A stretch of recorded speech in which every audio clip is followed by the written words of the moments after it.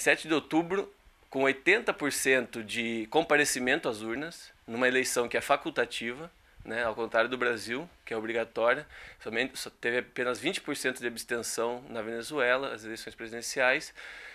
O governo Chávez foi eleito com 55% dos votos. 8 milhões e meio de pessoas votaram, quase 2 milhões a mais do que o segundo candidato, o Henrique Capriles, da Mesa de Unidade Democrática. Isso foi em 7 de outubro, certo?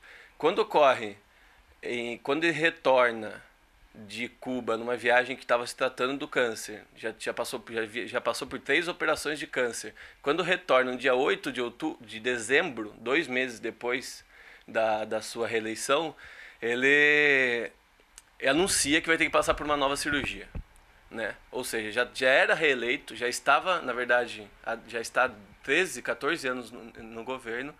E aí anuncia e consegue, por unanimidade da Assembleia Nacional, uma licença para se tratar, porque o presidente não pode se retirar do país por mais 5 dias sem nenhuma justificativa. E a Assembleia Nacional, o Congresso Nacional deu por unanimidade a licença, ou seja, até os deputados opositores votaram no dia 10 de dezembro para o Chávez, para o presidente eleito, passar por uma operação de câncer, por uma retirada de câncer. Ou seja, todo mundo sabe que ele não estaria de volta em um mês para se juramentar. Eles já sabiam disso, inclusive os candidatos opositores. Bom, após o dia 10 de dezembro, que é quando 9 de dezembro, quando o Chávez realiza a operação, há boletins diários sobre a sua recuperação, e no dia 17 de dezembro há as eleições para governador, em que o chavismo, né, consegue eleger 20 dos 23 estados de governadores. Ou seja, esse dado, assim como apesar de tudo isso, ao começar a se aproximar o dia 10 de janeiro, começa todas as tentativas, que isso existe, uma tentativa de desestabilização política, uma tentativa de criar uma crise política na Venezuela, que já começou fracassada justamente por isso.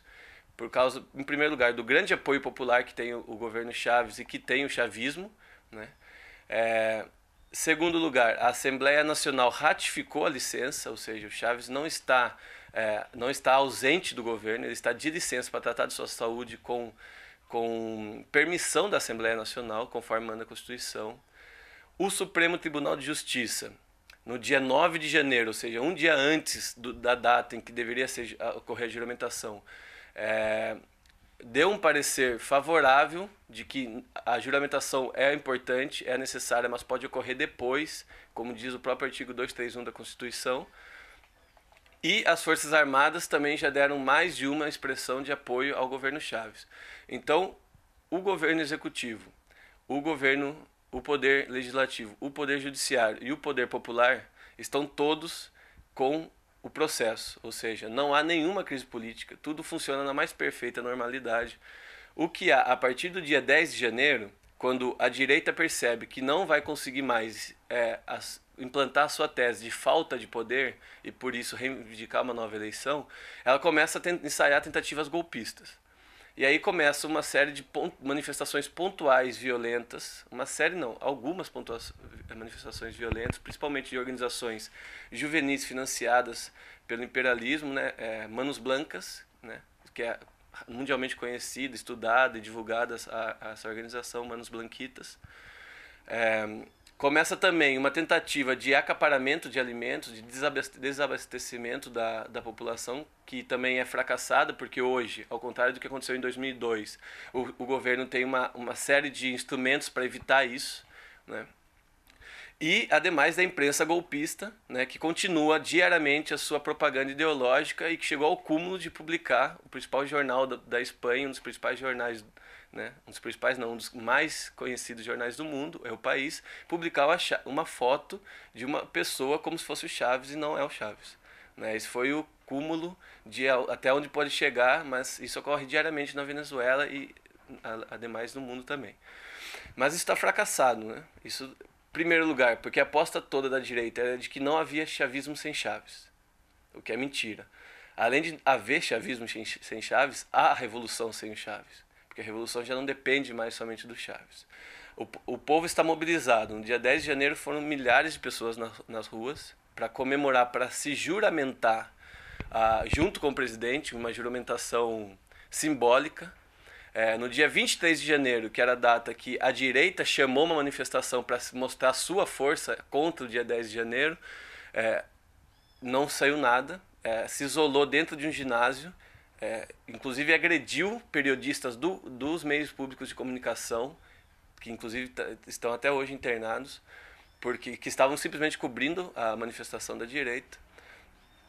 No mesmo dia, o chavismo também chamou uma manifestação, que aí foi uma marcha grande, muito maior que a da MUD, que é do Movimento de Unidade Democrática.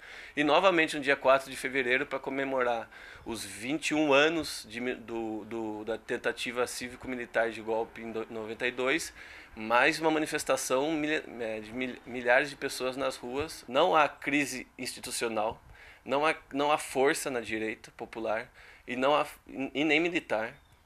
Tudo está funcionando na mais perfeita normalidade. Há sim uma grande expectativa da população com relação a como está o presidente, né? Com relação a quando ele volta, como ele vai voltar.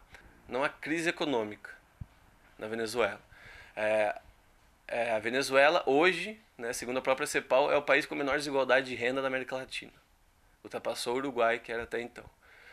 A Venezuela, segundo a FAO, né, que é a organização da CEPAL, da ONU sobre a alimentação, é o país que mais combate e que tem melhorado a soberania alimentar no mundo.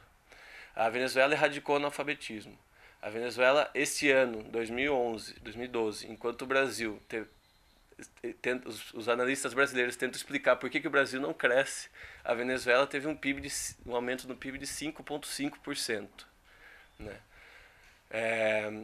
Tudo isso para demonstrar que não há crise, nem do ponto de vista, de nenhum ponto de vista, nem político, nem econômico e social tampouco. Em primeiro lugar, o vice-presidente Maduro não é uma figura, não tem carisma e não há no mundo pessoa para substituir o Chávez. Mas o Chávez, quando anunciou a sua saída, a nova cirurgia que iria fazer no dia 8 de dezembro, deixou claro para a população que quem iria substituí-lo nesse período era o Nicolás Maduro. Né? A população vê o Nicolás com respeito e com confiança, mas não com a mesma confiança que vê o Chávez. Ou seja, a pessoa do Nicolás, ela instiga muito mais a participação popular do que a pessoa do Chávez.